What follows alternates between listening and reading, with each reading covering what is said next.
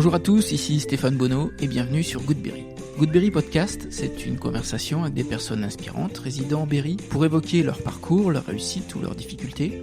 On évoque des anecdotes pour que chacun d'entre nous puisse retenir un conseil, une philosophie, voire une inspiration. Ces invités viennent d'horizons multiples comme le business, les arts, l'histoire, la spiritualité, l'associatif ou le sport, avec toujours un point commun, le Berry. Cette semaine, je suis ravi de recevoir Jessica Duris, interprète en langue des signes. Pour tout vous dire, on se connaissait avec Jessica, mais on ne s'était pas revus depuis pas mal d'années. Et il y a quelques semaines, lors d'une porte ouverte à la CCI, elle proposait aux visiteurs d'apprendre une langue étrangère, la langue des signes. On a donc discuté et je l'ai invitée sur le podcast, invitation immédiatement acceptée. Le parcours de Jessica est, je pense, très inspirant. Un matin, alors enceinte de son deuxième enfant, Jessica regarde une émission de télé évoquant la langue des signes. Et elle s'interroge. Comment communiquer si mon enfant naît sourd ? De cette subite et étrange interrogation s'ensuivra une vocation et un changement de vie.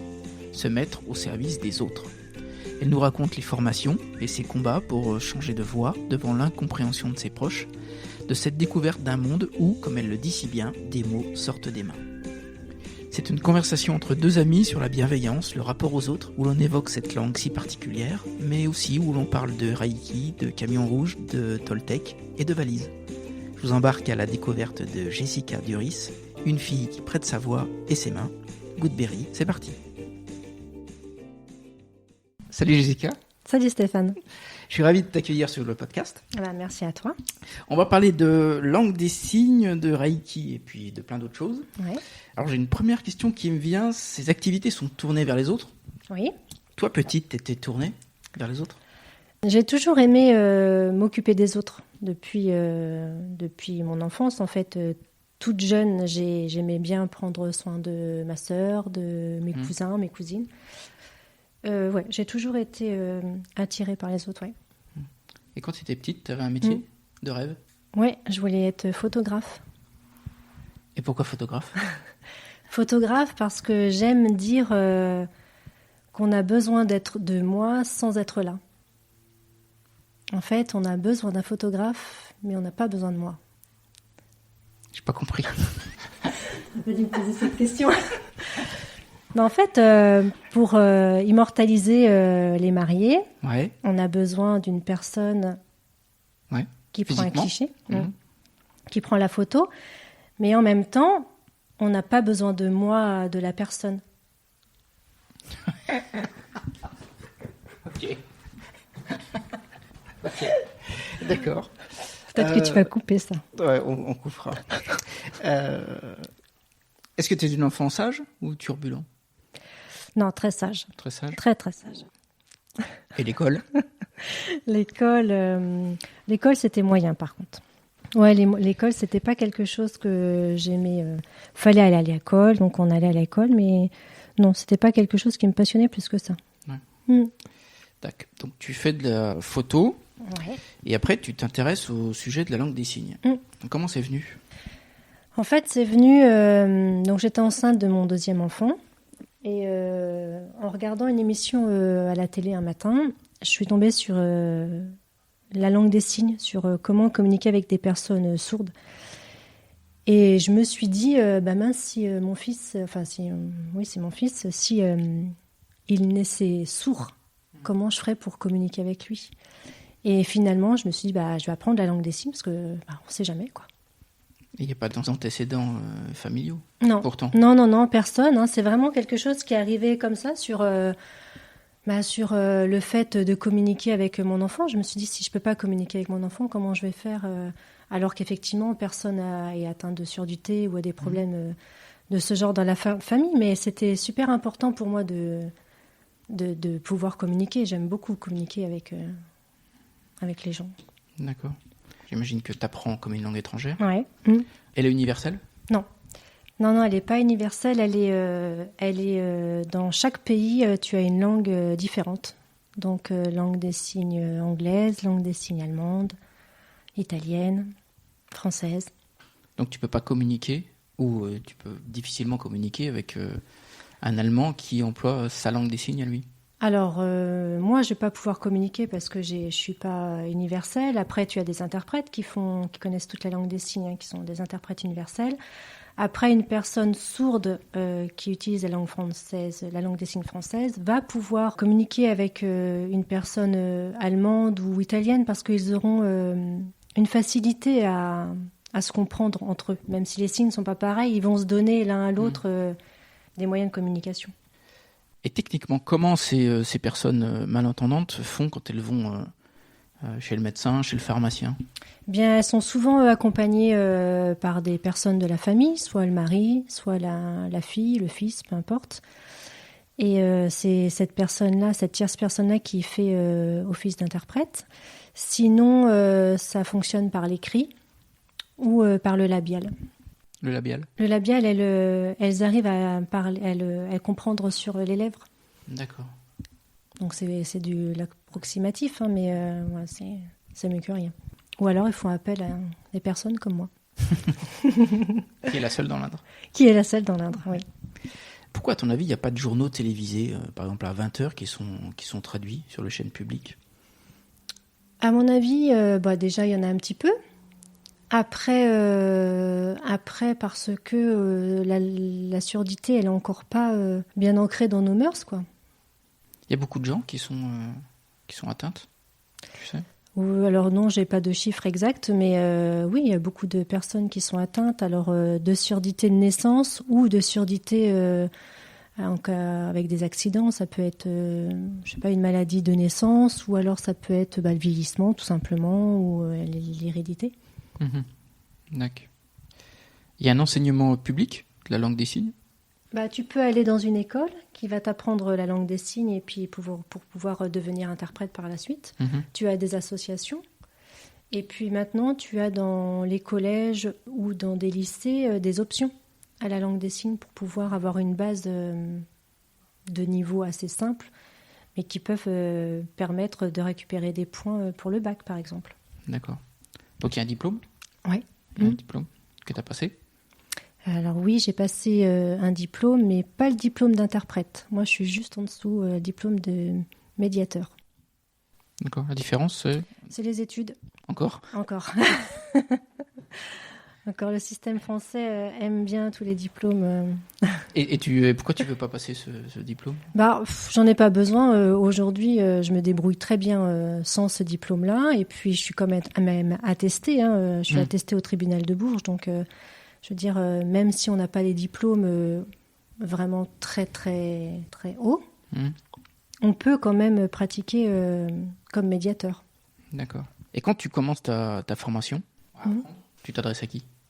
La première fois, je suis encore dans la photographie. Je prends Internet et je regarde l'apprentissage à la langue des signes. Et c'est à Tours à ce moment-là. Donc, je dis rien. Je dis rien à personne. Je fais ça en cachette. Je dis rien à mon employeur. Je dis rien à la famille. Je prends une semaine de vacances.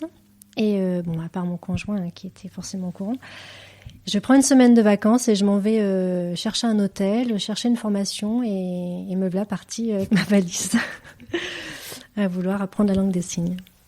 Voilà. Donc la première formation, elle s'est faite à Tours, dans une association.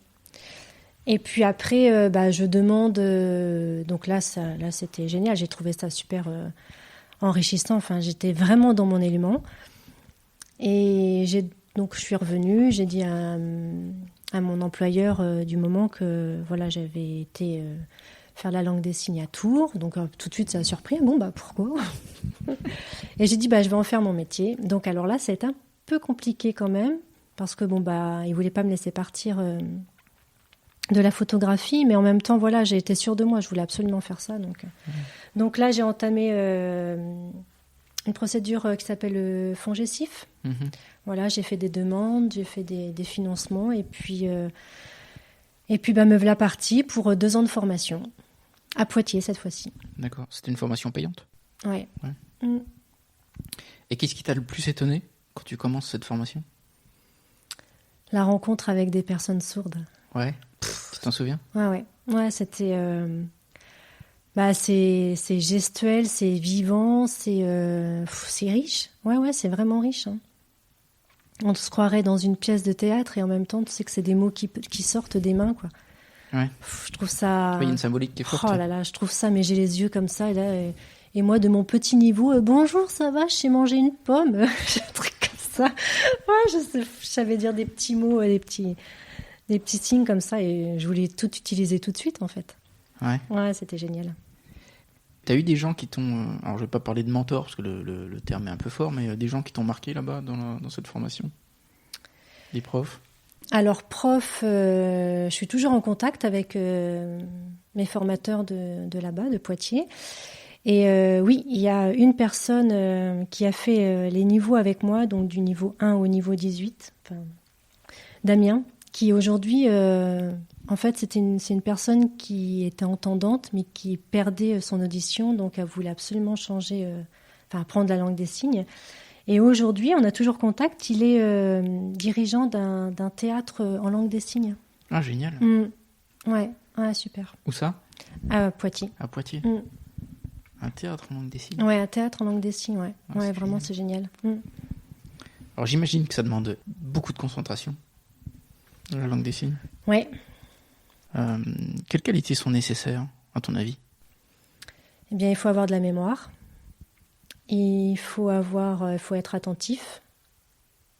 Parce que la langue des signes, elle est construite différent de notre syntaxe. Donc, quand une personne sourde commence à communiquer, commence à parler, elle commence par le moment. Donc, elle commence par le quand. Et l'action va terminer la phrase. Donc, si je veux comprendre le sens de ma phrase, il faut que j'attende la fin. Voilà. Donc, il y a de la mémoire, de la concentration. Et le visuel aussi, bien sûr. Et après, t'apprends les mots, les expressions? T'apprends du vocabulaire. Ensuite, tu les mets sur des expressions au niveau de ton visage, au niveau de ton corps. Au niveau de tes bras, tout fonctionne, tout bouge. Et ensuite, tu apprends la syntaxe. C'est-à-dire? La syntaxe, eh bien, tu commences ta phrase par le quand. Ensuite, tu vas y rajouter le qui, le quoi, le où et l'action. Ouais. Par exemple, nous, on va dire « je mange une pomme ». Un sourd, lui, va dire « pomme, mange ». Et donc, comment tu t'es entraîné? J'ai travaillé. J'ai bossé. Oui, j'ai bossé. Je suppose, oui. Ouais. Mais comment tu t'entraînes le soir quand tu reviens à la maison, par exemple? Alors, ils nous donnent des petites astuces, en fait. Je partais pendant une semaine. Donc, je dormais à l'hôtel. Et donc, pendant cette semaine-là, on apprenait donc du vocabulaire. On apprenait à la mettre en pratique. Et le soir, on prenait des notes. Et le soir, je refaisais mes notes. Et le lendemain, on révisait un petit peu, puis on rajoutait au fur et à mesure des choses comme ça. Et quand je revenais à la maison, eh bien, je me mettais devant un miroir et je signais. Voilà, ça... Ah oui, devant le miroir. Ouais, ça permet de voir les expressions du visage qu'on donne, en fait. Et puis, ça enlève aussi un peu la timidité, parce que de signer, on fait beaucoup de mimiques... visuel en fait. Donc des fois on peut se dire est-ce que je le fais bien, est-ce que je le fais pas bien, est-ce que je mets la bonne expression au bon moment. Donc c'est important de travailler devant le miroir. Et c'est pas trop dur ça pour une petite fille qui était très sage et timide? Ouais, si c'est vraiment très dur, mais en même temps quand je pratique la langue des signes, ça part quoi. C'est plus la petite fille, c'est la petite fille qui a juste envie de communiquer. Donc voilà. Et ce moment où tu as décidé de quitter ce labo photo, tu te souviens du moment précis où tu as vraiment décidé? Ça a été très rapide. Autant je savais que je voulais partir en formation, autant j'ai dit à ma patronne, rupture conventionnelle, s'il te plaît. Aïe, aïe, aïe. Ah, ça a été difficile, mais tu te rends pas compte de tes choix, qu'est-ce que tu vas faire, il n'y a pas de sous, où tu vas y travailler. Et je lui dis, c'est comme ça. C'est comme ça, c'est ce que je veux faire. Donc, rupture conventionnelle. Et puis, bon, ils ont été super parce qu'ils m'ont laissé partir. On a fait un super pot pour mon départ. Ça a été... c'était génial. Après, au bout de 18 ans de photographie, de travail, c'est... Donc, oui, je m'en souviens vraiment. Tout le monde ne comprenait pas. D'ailleurs, la famille... Oui, je voulais te demander, la famille, tes parents. Ouais, c'était compliqué. Ouais, c'était compliqué. Ouais. Et ils comprenaient pas le pourquoi je voulais partir. Quand tu as un CDI comme ça, mais pourquoi? Pourquoi partir? Tu sais même pas où tu t'en vas. J'y vais, en tout cas, j'y vais. Et ta première rencontre avec une personne sourde, tu t'en souviens? Ouais, je m'en souviens. Je travaillais encore dans la photographie. J'ai découvert un couple qui allait se marier. Et ils sont venus dans le magasin pour me demander si je pouvais les accompagner pour faire les démarches administratives pour leur mariage. Ah, parce qu'ils savaient que... Oui, en fait, il y a eu un article sur le journal disant que Jessica parle avec ses mains. Voilà, et puis du coup, les personnes sourdes, certaines l'ont vu. Oui, l'ont vu et puis après sont rentrées en contact avec moi. Donc ce couple-là, il est venu chez Photo Louis et ils m'ont demandé de les aider pour faire leurs démarches administratives. Donc je me rappelle de cette première fois, oui. Ouais. Et ton sentiment? Eh bien, mon sentiment, de la jouissance, quoi. Ouais. C'était génial, ouais. Oh, ouais, c'était super. Donc je me sentais utile et encore une fois, il y a un besoin et en même temps, je sais pas trop comment expliquer, être là sans être là, en fait. C'est vraiment mon ressenti. Je prête mes mains et je prête ma voix. Voilà, c'est un peu ce que je ressens, quoi. C'est un peu comme ça que j'ai envie de le donner. Comme avec la photo. Comme avec la photo, ouais, pareil. C'est toujours être là, donner sans chercher à recevoir, en fait. J'allais dire, et ce couple-là qui est venu me voir, j'ai été témoin de leur mariage. Ah, génial. Ouais, on s'est super bien entendus et puis du coup, ils m'ont fait confiance et ils m'ont demandé d'être leur témoin de mariage. Voilà, maintenant c'est des amis. Ah, c'est génial ça. C'est une belle histoire. Ouais, c'est chouette. Ouais. Et vu la difficulté j'imagine, de trouver du boulot dans ce créneau, tu parlerais plus de vocation plutôt que de métier. Ouais, oui. Ah ouais, c'est une vocation. Là, on peut pas partir dans un travail comme ça. Enfin, on peut parce que je l'ai fait, mais c'est vraiment un gros challenge. Parce que tu te dis, tu t'en vas là-dedans. Mais alors, j'aurais pu partir de Châteauroux. On m'avait proposé de venir travailler sur Poitiers. J'aurais pu le faire, mais les enfants, ils étaient en bas âge. Je pouvais pas partir. Je voulais vraiment pas partir. Je voulais pas quitter la région. Donc, j'avais dit non. Mais ouais, c'est pas facile d'avoir ce sentiment d'envie de faire quelque chose et d'être limité. Et aujourd'hui, que les enfants sont grands? Alors aujourd'hui que les enfants sont grands, je suis toujours dans la langue des signes, mais je suis plus mobile. Voilà, je peux me disperser. Ah, ok, d'accord. Ouais. Quel est ton statut? Auto-entrepreneur. Auto-entrepreneur. Ouais. D'accord. Et pour finir avec la photographie et ton job chez Photo Louis, dans le labo, est-ce qu'il y a quelque chose que tu avais appris de la photo qui t'a servi après? Alors je dirais que j'ai beaucoup appris dans la photographie parce que fallait de la rigueur, il fallait de la concentration, il fallait beaucoup de choses. C'était mon premier job déjà, donc il fallait beaucoup d'assurance. Après non, j'ai très rapidement fait la coupure en fait. La photographie est restée à la photographie et le nouveau départ se faisait après en fait. Nouvelle femme quoi. Nouvelle femme. Oh, j'ai eu plusieurs étapes. J'imagine. Il y a une nouvelle étape, il y a plusieurs trucs. D'accord. Quel conseil, toi, tu donnerais à une personne qui voudrait se lancer comme toi? Alors, souvent, on me demande, j'aimerais bien communiquer comme toi, et je réponds juste, c'est la passion, en fait. Parce qu'on me dit, ouais, j'ai envie d'apprendre, mais je sais que je vais oublier. Et moi, ça fait 10 ans que je connais la langue des signes, et je l'ai pas oubliée, en fait. Et comme dit souvent mon formateur, Pascal, il me dit « tes mains n'ont pas oublié ». Donc non, quand on a envie vraiment, quand ça tient vraiment au cœur et aux tripes, je pense qu'on n'oublie pas en fait, c'est sûr. Donc allons-y. C'est comme les musiciens, ça. Ouais. Une mémoire des mains. Ouais, voilà. C'est exactement ça, ouais. Tu interviens aussi à l'école? Eh bien oui. Cette année. Tu peux nous en parler? Ouais. J'ai rencontré le directeur d'un collège à Sainte-Sévère dans le cadre d'un autre travail et il a été un peu conquis, je dirais, par cette pratique de langue des signes Et il m'a proposé de donner des cours aux collégiens dans son collège. Donc cette année, là, très rapidement, là d'ailleurs, je vais commencer à donner des cours aux collégiens. Voilà, des cours de base en langue des signes.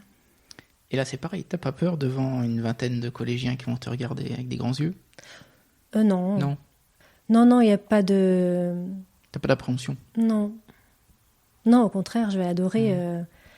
parce que la langue vivante, la langue des signes, elle est aussi vachement vivante et ça enlève ce côté de timidité que j'ai dans tous les jours. Dès que je suis à donner la langue des signes, la casquette, elle est retournée là et on y va, quoi. Tu expliques comment ça? Je sais pas comment l'expliquer, mais en tout cas, je trouve ça génial.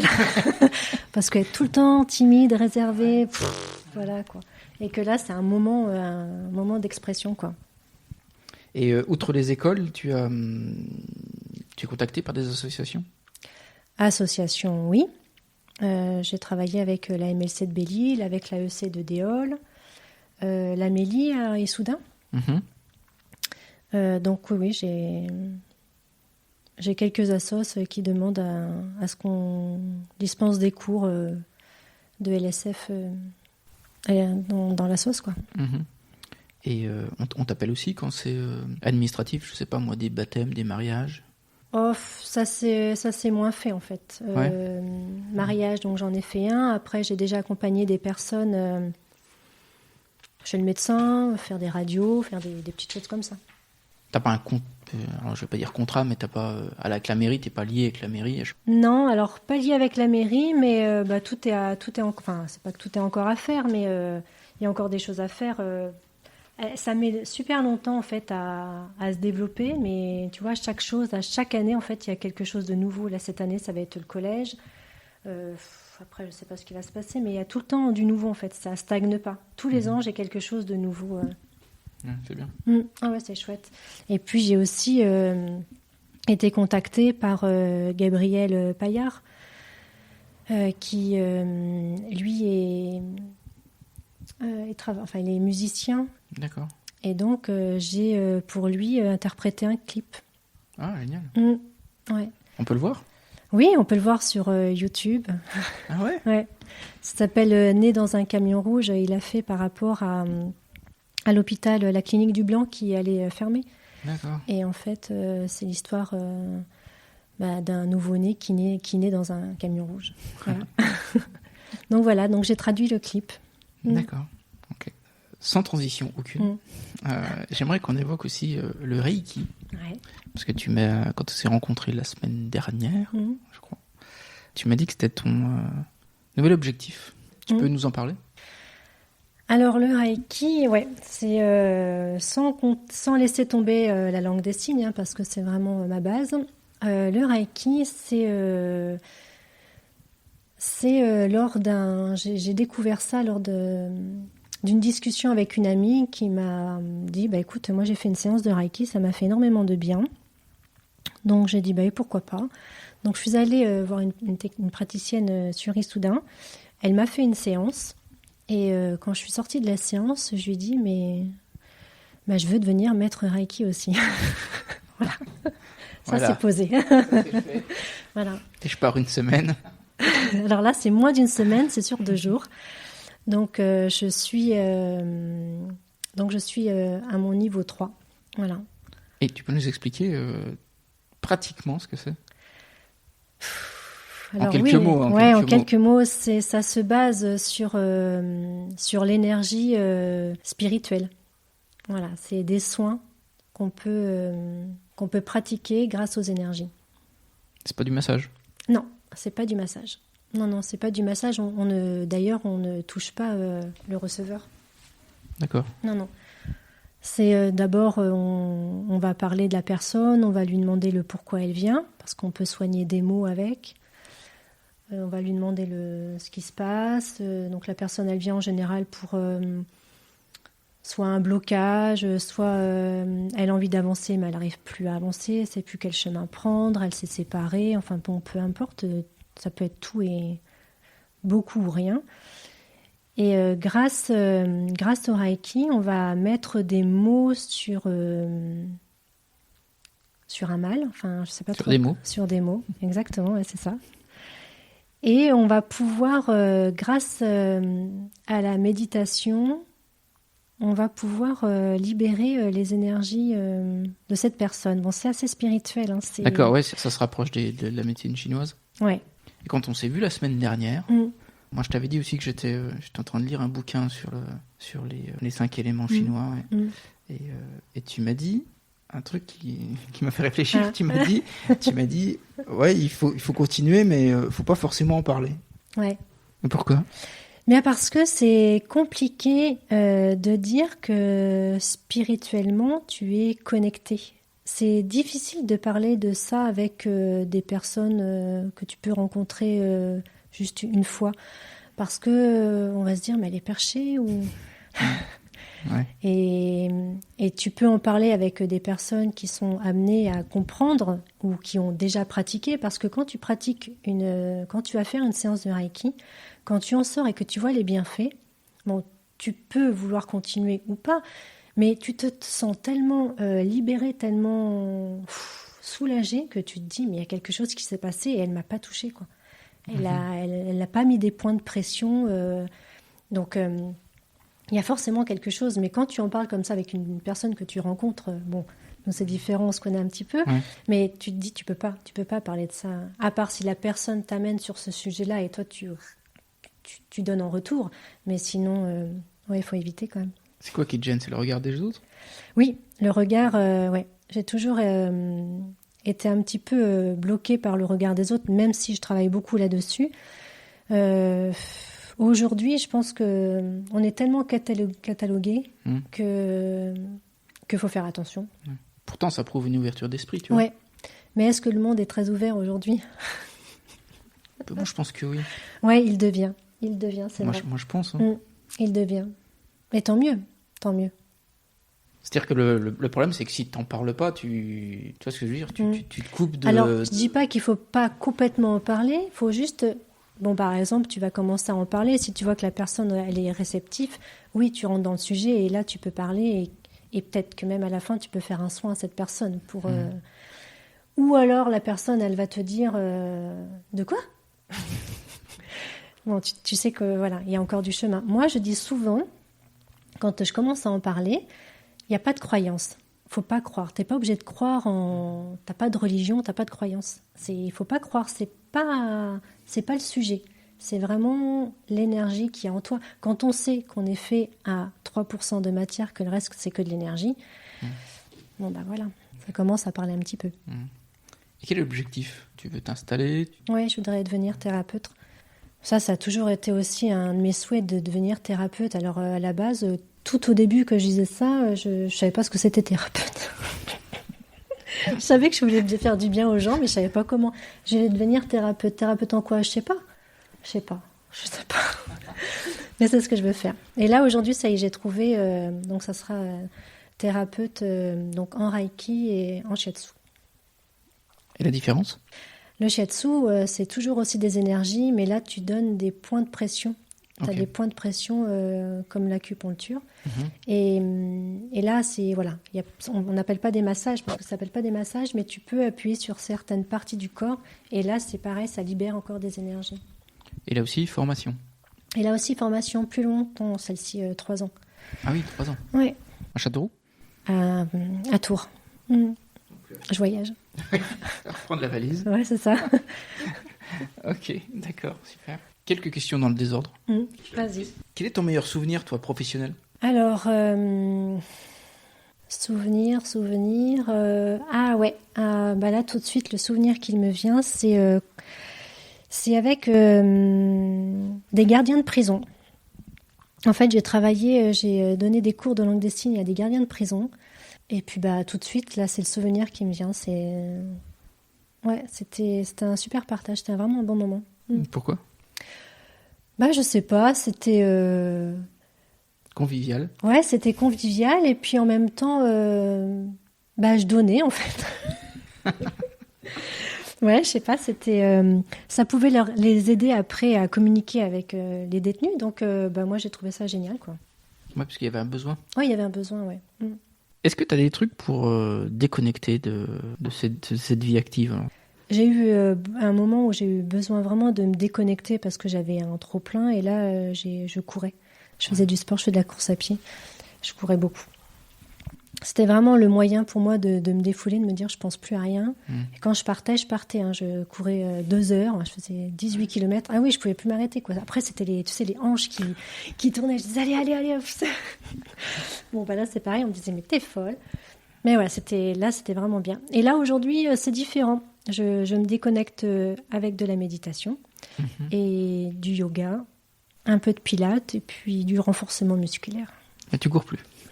Beaucoup moins. Ouais, beaucoup moins. J'en ressens moins le besoin. Est-ce qu'il y a une idée... Alors attention, accroche-toi à la question. Est-ce qu'il y a une idée reçue que tu voudrais rectifier? Sur le plan... Sur n'importe quoi. Une idée reçue? Ouais. L'idée reçue, je pense qu'on en parlait tout à l'heure, c'est le regard des autres. C'est la façon de dire que tu es connecté et qui peut heurter certaines personnes. Je pense qu'il faudrait arrêter de penser à ces choses-là, en fait. Et quand tu parles de connexion, c'est une connectée par rapport à toi? Non, pas par rapport à moi. Moi, je sais que je suis connectée et je sais maintenant ce que je vaux, j'ai envie de dire. Donc, j'ai pas besoin... Mais, par exemple, quand une personne va en parler, qu'elle va se dire, mais elle est perchée, par exemple, celle-ci ou celui-ci... je pense qu'il faut arrêter de donner des préjugés. Voilà, il faut laisser la personne, sachant qu'on a tous en soi une énergie et un don qu'on ne cherche pas à avoir parce qu'on n'en a pas l'intérêt ou parce qu'on n'en a pas trouvé encore le besoin. Donc, moi, ce que j'aimerais, c'est que chaque personne arrive à trouver sa connexion intérieure pour pouvoir se faire du bien, tout simplement. Et toi, le don, c'est le rapport aux autres, tu penses? Le mien ? Ouais. Ouais, alors j'ai ce don-là, je sais que j'ai ce don-là, mais après, je développe un autre don. Je ne sais pas si je peux trop en parler, si. Mais si, mais ah si. Bon ah bon. Si, on est tout seul. T'as raison. Ouais, j'ai un autre don, pas qu'on m'a donné, mais qu'on m'a fait découvrir, c'est le don de coupure de feu. D'accord. Alors ça, je le sais en fait depuis que je suis toute jeune, mais je l'ai jamais mis en pratique parce que... T'as jamais développé? Non, jamais développé. Et puis là, je l'ai encore pas mis en pratique, mais je le sais aujourd'hui maintenant, donc j'ai plus qu'à le mettre en... C'était génial. Ouais, c'est super, ouais. Quel est ton plus grand échec? L'école, hein. D'accord, l'école. Et qu'est-ce que ça t'a appris, du coup? Ça m'a appris que c'est pas forcément... il faut aller à l'école, c'est pas ce que je vais dire, mais c'est pas l'école en soi, c'est les examens de fin, tu vois, tout le temps à parler de diplôme ci, diplôme ça. C'est pas parce qu'on n'a pas de diplôme qu'on peut pas faire. Et j'en suis aussi la preuve, tu vois, c'est... Quand on me demande, lors d'un entretien d'embauche, est-ce que vous pouvez me donner vos derniers diplômes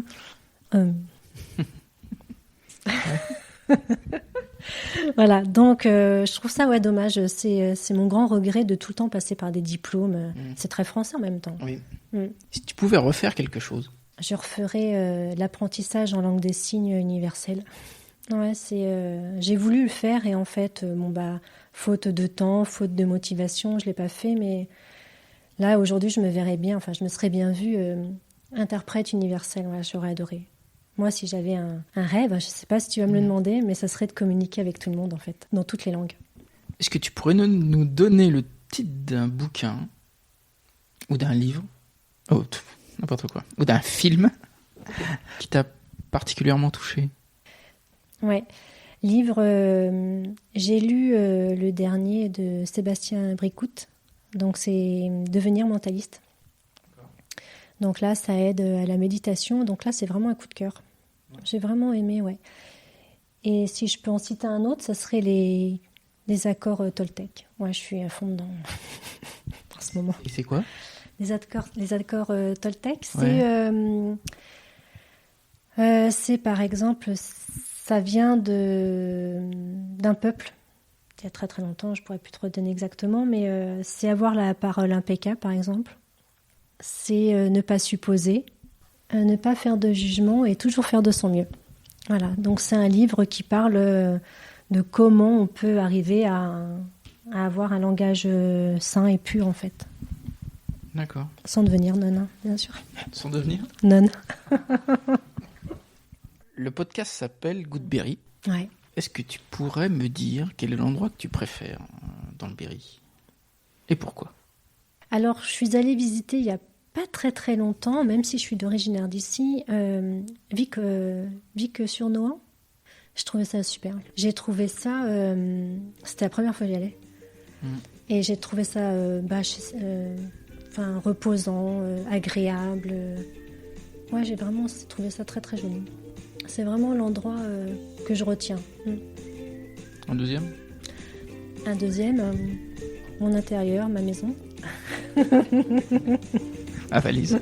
C'est ça, et ma valise. Ok, super. Merci Jessica. De rien, merci à toi. Ouais, c'était chouette, ouais. Ah, tu vois ? Ouais, Bon, c'était super. chouette, ouais. Puis à bientôt. À bientôt. Salut. Salut.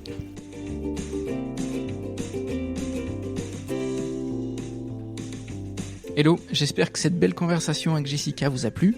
Vous pouvez la retrouver sur Facebook ou sur le net si vous avez besoin de ses services. Merci pour tous les messages d'encouragement que je reçois, ça m'aide beaucoup dans la création du podcast. Et surtout, n'hésitez pas à me donner des idées d'invités inspirants et inspirantes. Bien sûr, comme à chaque fois, et je sais que ça peut paraître pénible, mais c'est le seul vecteur de communication digne de ce nom, je vous demande de partager les épisodes ou de parler de Goodberry Podcast autour de vous. Je vous donne rendez-vous la semaine prochaine pour une nouvelle discussion. D'ici là, portez-vous bien.